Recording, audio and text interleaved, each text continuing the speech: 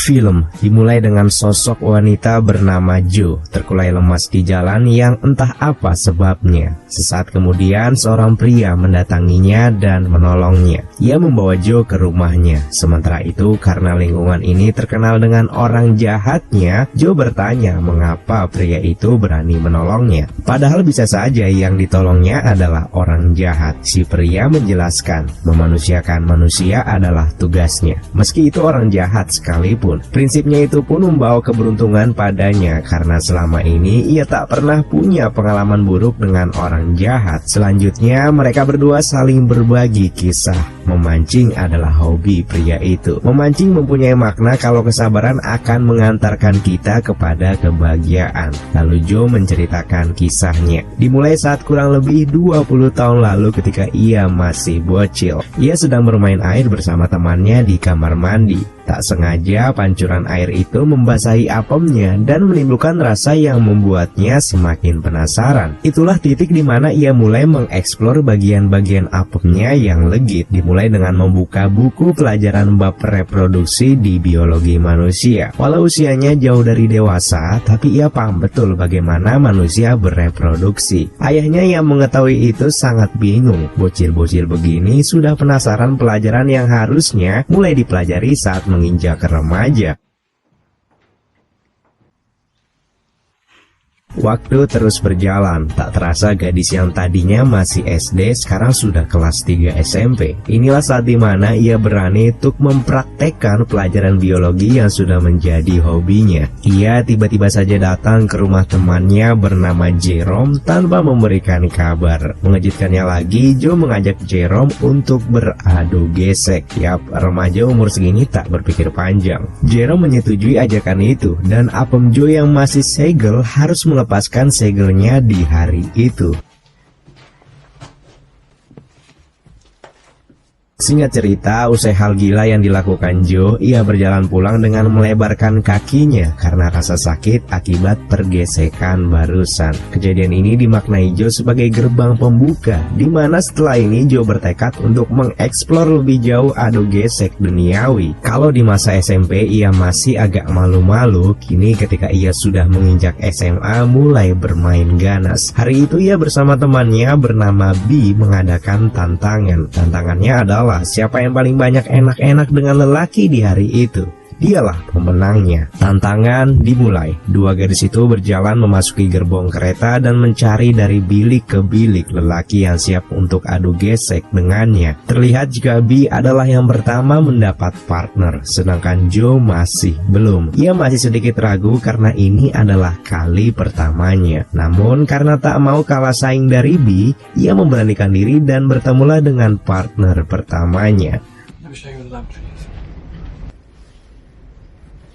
Inilah kisah masa SMA Jo yang melakukan semua ini hanya karena dasar rasa penasaran dan tentu kenikmatan duniawi. Kembali ke masa sekarang, setelah bercerita cukup lama, pria itu memberitahu namanya adalah Slickman. Jo diberi minuman hangat dan dirawat dengan baik oleh Slickman agar Jo cepat pulih kembali. Berlanjutlah cerita masa lalu Jo. Pasca tantangan bersama temannya di kereta, dirinya mulai paham cara mendapatkan partner dan tentu semakin intens melakukannya. Jo dan B membentuk sebuah grup bertujuan mengumpulkan para gadis yang mempunyai kesenangan sama dengan mereka. Semakin banyak anggota, tentu semakin banyak pula kenalan lelaki yang bisa diajak beradu gesek. B sebagai ketua menyampaikan aturan grup ini kepada para anggota.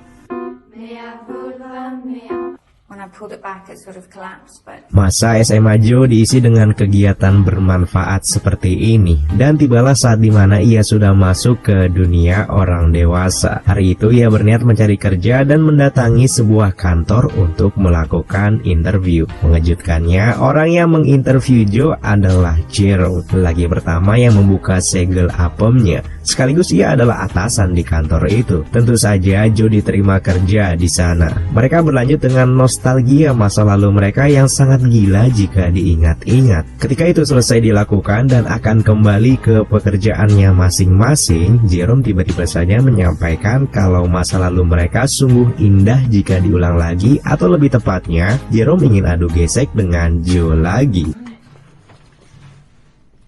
Wow, I would have got Setelah ditolak oleh Joe yang mungkin takut ada masalah, beberapa hari kemudian Joe tumbuh lagi benih-benih cinta pada Jerome. Cintanya itu membawa kepada rasa basah di apemnya. Namun ia hanya memendam itu di depan Jerome. Entah mengapa di masa ini hanya pada Jerome ia tak berani barbar pada lelaki. Hingga pada akhirnya apemnya yang terus memberontak membuatnya nekat membuat surat untuk Joe. Di dalam surat itu ia tuliskan bagaimana rasa cintanya yang tumbuh kembali dan bersamaan dengan dirinya yang tak tahan lagi menahan pemberontakan apemnya. Sayangnya ketika surat itu ingin diberikan, bak tersambar petir di siang bolong. Joe mendapat kabar kalau Jerome sudah tak bekerja lagi di sana karena akan menikah dan bekerja di tempat lain. Itulah saat dimana ia merasakan penyesalan terdalam. Sebagai pelampiasannya, ia mencari siapa saja lelaki di luar sana dan mengajaknya untuk beradu gesek. Kala itu ia mendapat partner pria berumur yang sudah menikah dan punya 3 anak. Walau apem Joe sudah ditaklukkan banyak sekali penjajah, pria itu sangat ketagihan bahkan sampai-sampai tinggal di apartemen Joe. Suatu hari istri dari pria itu datang bersama 3 anaknya dan berniat untuk memergoki perlakuan sang suami.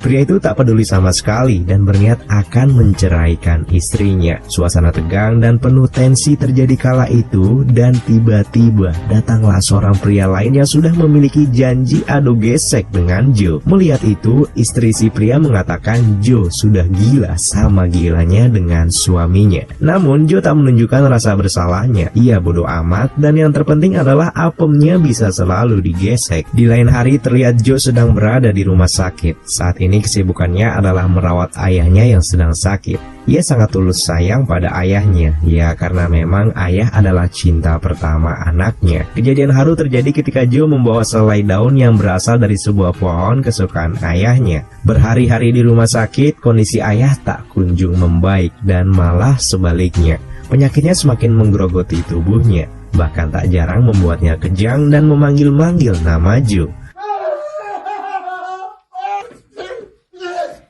Akibat terlalu lama di rumah sakit dan apemnya mulai basah-basah kembali, Joe berinisiatif berkeliling rumah sakit dan sampailah ia di kamar mayat. Melihat ini adalah tempat yang paling cocok dan ditambah lagi adanya pria penjaga kamar mayat, ia pun langsung mengajak pria itu untuk adu gesek dengannya. Joe yang sangat gemar dan kegilaan beradu gesek serta sudah melakukan dengan ratusan rudal lelaki berkata pada selikman kalau dia hanya punya 2 rudal terfavorit. Rudal pertama adalah milik A. Walau lelaki itu tak terlalu tampan, ia memperlakukan Joe seperti seorang tuan putri. Sikap lembutnya membuat Joe luluh dan tentu sangat suka padanya. A juga sangat sabar menunggu gilirannya ketika Joe sedang beradu gesek dengan lelaki lain. Faktanya, Joe bisa melakukan adu gesek dengan kurang lebih 10 lelaki di setiap harinya. Lelaki selanjutnya yang disukai oleh Joe adalah B. Kalau A adalah orang yang lembut, maka B sebaliknya. Kekerasan dalam beradu gesek membuat Joe terbawa suasana dan dapat mencapai puncak langit ke-7. Bahkan terkadang ia merasa tak kuat menghadapi partnernya itu. Tapi ia sangat bahagia ada lelaki dengan spesifikasi seperti B. Di suatu hari Joe tak sengaja bertemu kembali dengan Jerome yang sudah beristri. Itu tak masalah bagi Joe. Ia langsung mengungkapkan cintanya yang dahulu tertunda pada Jerome. Jerome adalah cinta abadi yang pernah dirasakan oleh Joe dari ratusan lelaki lainnya. Pertemuan itu diisi dengan adu gesek yang diinginkan oleh Joe dahulu. By believing in it or by not believing in it.